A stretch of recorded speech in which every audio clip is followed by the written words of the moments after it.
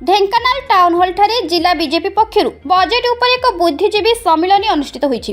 खाद्य जोगाण खाउटी कल्याण मंत्री कृष्णचंद्र पात्र, शिल्प मंत्री संपत स्वाई, ढेंकानाल सांसद रुद्रनारायण पाणी, कामाख्यानगर विधायक शत्रुघ्न जेना, परजंग विधायक विभूतिभूषण प्रधान, पौराध्यक्षा जयंती पात्र, बीजेपी जिला सभापति रास बिहारी बेहेरा प्रमुख योगदान करी विभिन्न महलर बुद्धिजीवी मानक सह आलोचना करिसेंति। समस्त अतिथि माने बजेट उपरे निजर वक्तव्य प्रदान करथिले। सम्मेलन रे जोग देइथिबा विभिन्न महलर बुद्धिजीवी माने निजर मतामत रखिथिले। कार्यक्रम आरंभ रे बीजेपी रो वरिष्ठ कार्यकर्ता सुनील शर्मा अतिथि परिचय प्रदान देइथिले। ये बजेट रे सबु वर्गर लोकन को ये बजेट रे गुरुत्व दिया जाइछि। माननीय प्रधानमंत्री नरेंद्र मोदी जी केंद्र बजेट उपरे जेतेबेले गृह रे चर्चा करुथिले से कहिले केंद्रीय बजेट उपरे केंद्रीय बजेट ज्ञान रो बजेट, जी फॉर गरीब, वाई फॉर युवा युवक, ए फॉर अन्नदाता कृषक, एन फॉर नारी शक्ति। ये बजेट गरीब, युवक, कृषक, नारी शक्ति उपरे केंद्रीय बजेट गुरुत्व दिया जाइछि। एवं माननीय प्रधानमंत्री यशस्वी प्रधानमंत्री जो मूल मंत्र सबका साथ सबका विकास सबका विश्वास सबका प्रयास सरकार से मंत्र को पाथेय करी एवं एक विकसित ओडिशा गठन करने लक्ष्य रे माननीय मुख्यमंत्री 2025-26 बजेट को 2,90,000 कोटी टंकार बजेट एथर विधानसभा रे उपस्थापन कर से राज्य बजेट को आपण मानक सम्मुख रे रखिबी। ए राज्य बजेट रो किछि प्रमुख बिंदु बा जो नूतन पदक्षेप मान निया जाइछि। एथर ये नूतन पदक्षेप भितर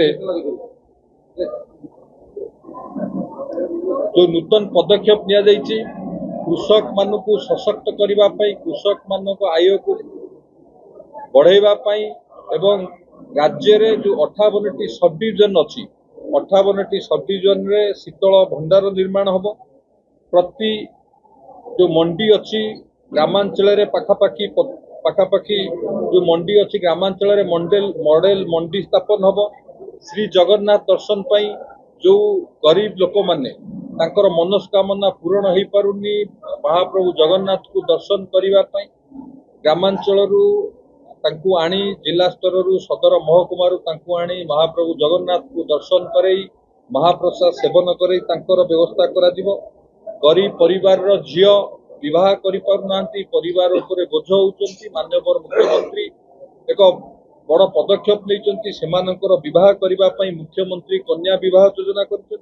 ता सहित बकुलवन उन्नयन योजना, महानदी एवं बुढ़ाबलंग रिभर रो विकास पई रिभर फंड विकास फंड करिछन।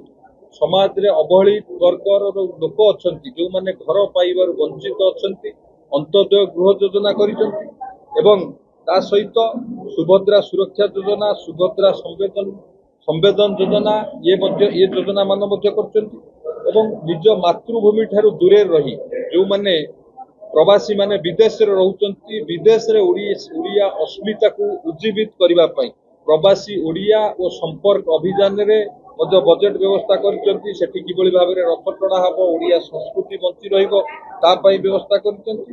एवं ये बजेट आपण माने देखिबे कृषि क्षेत्र हो, शिक्षा क्षेत्र हो, ग्रामीण विकास कथा हो, नगर उन्नयन कथा हो, शिल्प हो, सबु विभाग रो किभली सबु विभाग पई ये बजेट बहुत भलो बजेट हेछि। एवं ये बजेट जेतेबेले गृह रे उपस्थापन हला आपण माने समस्त जानिथिबे सारा ओडिशावासी ये बजेट को नेकी आत्मसंतोष प्रकाश करिसंती।